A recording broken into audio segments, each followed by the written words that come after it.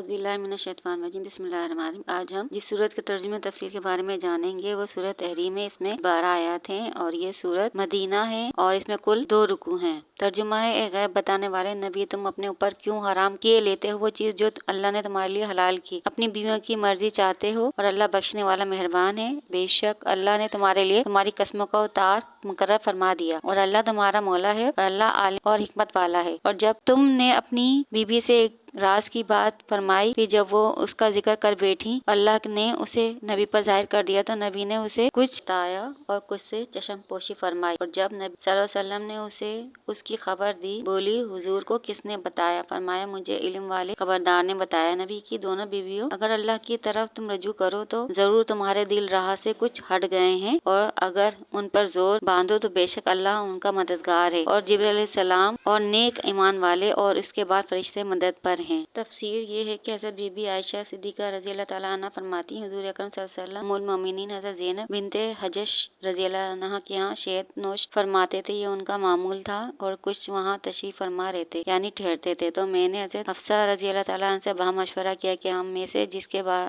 सल्लम आए तो हम उनसे कहेंगे आपने मगाफिर तनाबुल फरमाया है। आप सल्लम के पास से मगाफिर की बू आ रही है। जब ऐसा कहा गया तो हुजूर सल्लम ने, जबकि हमारे आका सब कुछ जानते थे क्योंकि वो गैब जानते, तो आप सल्लम ने उन्हें जवाब दिया कि नहीं, मैंने तो शहद नोश फरमाया है, लेकिन अब मैं हरगिज दोबारा ऐसा नहीं करूंगा। आप सल्लम ने कहा कि ये बात किसी और को मत बताना, लेकिन अल्लाह ताला ने इस आयत से में इरशाद फरमा दिया कि अल्लाह बख्शने वाला है और जो चीज आपने अपने ऊपर हराम करी है तो अल्लाह बावर करा रहा है इस आयत में, जो चीज हलाल है उसको अपने ऊपर हराम ना करो। और दोनों बीवियों को भी तंबीह की गई कि आइंदा इस बात का ख्याल रखें कि वो मनगढ़ंत ना कहें। और ये कि अल्लाह ताला ने आप सल्लम की दोनों बीवियों का कसूर माफ भी फरमा दिया और आप सल्लम के लिए इस कसम का कफारा भी बयान फरमा दी। इससे आप सल्लम की सारी उम्मत पर आसानी होगी। दूसरी जगह हजरत हफ्सा रज़ी अल्लाह तआला अन्हा का जिक्र है जिसमें नबी ने अपनी ज़ौजा को एक राज की बात बताई और ये भी कहा कि बात किसी को न कहने। इस पर ये बात हजरत हफ्सा ने जब बीबी आयशा रज़ी अल्लाह तआला अन्हा को बता दी तो जब हजरत जिब्रील सलाम ने ये खबर आप सल्लम तक पहुँचाई, इस पर आप सल्लम ने हफ्सा के सामने एक बात का जिक्र किया और दूसरी बात छुपा ली। हजरत हफ्सा ने कहा कि आप सल्लम को किस तरह मालूम हुआ कि बात हुई है? तो आप सल्लम ने कहा कि इस बड़ी जात ने मुझ पर तमाम राज आश्कार कर दिए हैं हजरत